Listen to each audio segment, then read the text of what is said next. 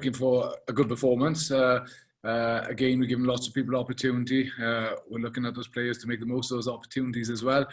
But it's exciting because, lots of youngsters have had opportunity during this campaign. I think 8 guys have had caps, new players have experienced international rugby, and they've been able to do that on more than one occasion. But going back to your original question, we're looking at a good performance.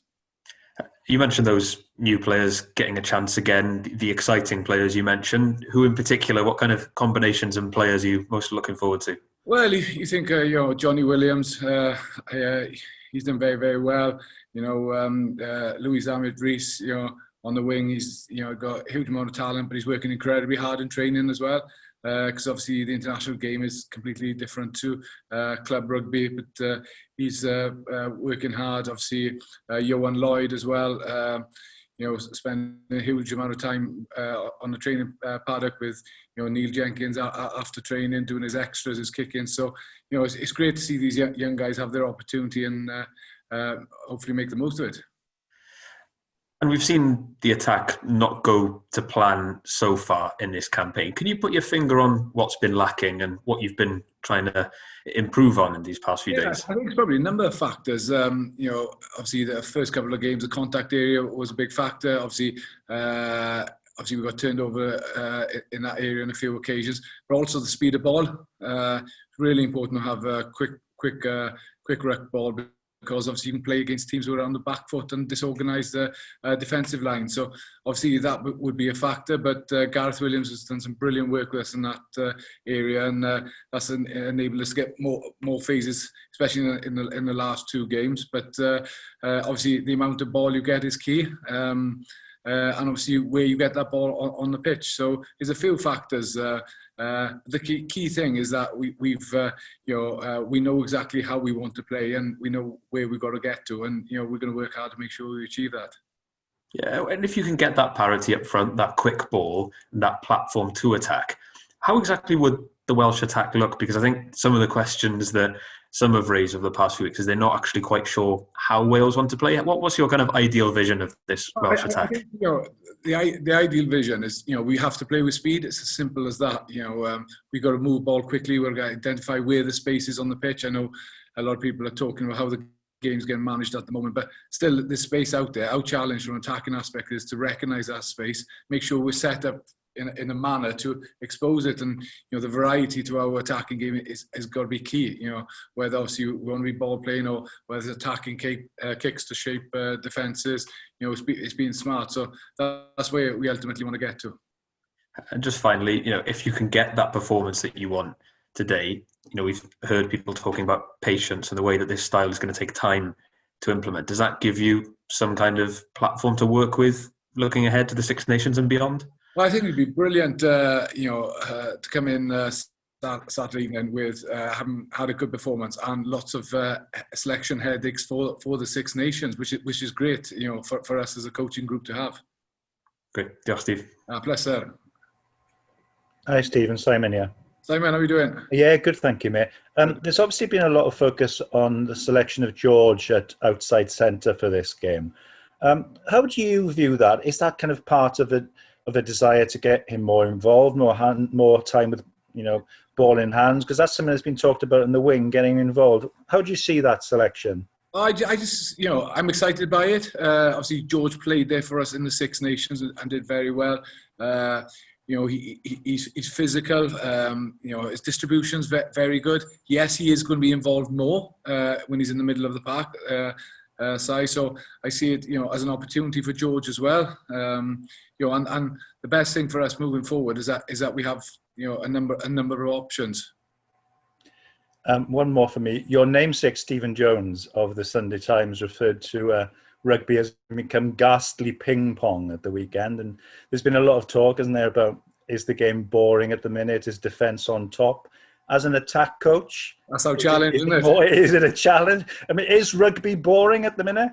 I don't think so. I understand the frustration that's out there. The key for us as attack coaches is we've got to make sure that we ID space, we identify it. Ultimately there's 15 people who are trying to shut you down and stop you playing, take your space and time away. I know that, but we've got to, make sure that we counteract that, and that's our job as attack coaches, isn't it?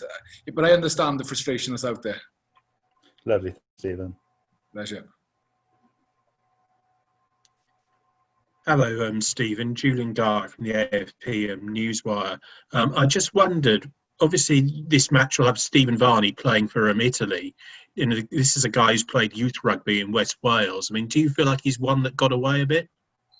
Well, obviously, he's been up in Gloucester, and we've not long come into this role, but we obviously want our good playing in Wales, that's for sure.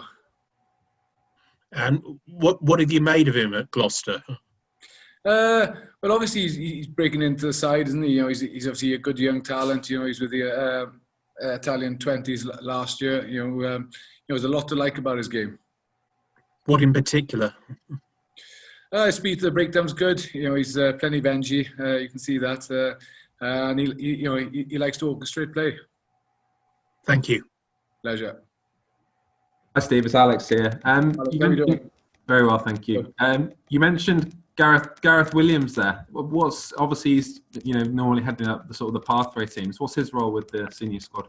So he's been brilliant in the sense the contact area. He's put some good time into that area. Such a specialised sort of area to practice, and he's been excellent. He's sort of the way he's led and delivered that, and it's made sure that we haven't turned the ball over as often in the contact area compared to the start of the campaign. Big improvements made, and obviously to the speed of the ball. So our efficiency, how many people then we have to put into the contact area to recycle the ball. So it means we got more numbers on our feet and a longer attacking line. So massive credit to Gareth. And has he come in because you've kind of been a coach down since Byron left and Gethin replaced Sam? No, we haven't been a coach down at all. Obviously, with Geth doing defence and Gareth doing the contact area. So we've been full complement.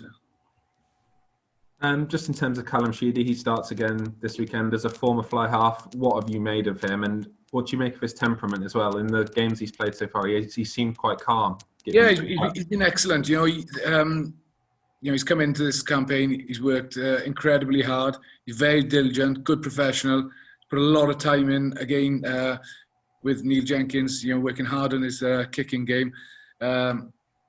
Understanding the international game because it is different to club level, so he's been an excellent professional. But as you said, he's got a good temperament, good composure. He's comfortable on the ball, and it's obviously an opportunity for him tomorrow. And there's been a lot of you've alluded to the young backs who've had a chance. I mean, do you expect them to be all the better for the experience going into the Six Nations? 100%. It's not just a case of them having one cap. Most of them had a couple of opportunities. It's learning, getting better, us learning about them, making sure they know their focus points and how to improve. So yes, without a shadow of a doubt, I expect them to be better. Thank you. Hi, Stephen. Will here. Will, how are you doing? Yeah, all good, thank you. I'll just do two quick ones, if that's all right. Yeah. Firstly, on Italy, obviously they haven't beaten a Six Nations team for a long time now. But with each one, it's sort of closer to victory, isn't it? So how desperate are you to sort of avoid that banana skin tomorrow? Oh, listen, we know how important the game is to us and the victory. We're under no illusions it's of huge importance, but the key for us is, we deliver the good performance and the result will look after itself.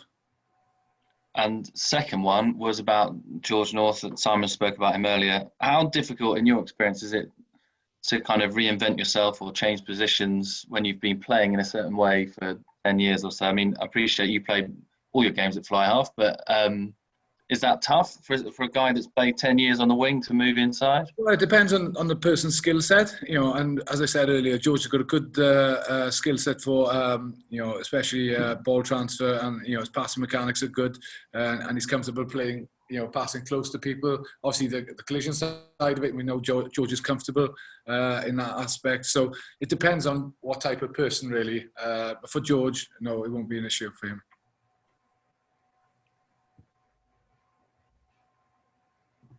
Great. Camargta? Yeah, great. Steve? Yeah, Stephen, thank you. Hey, take care.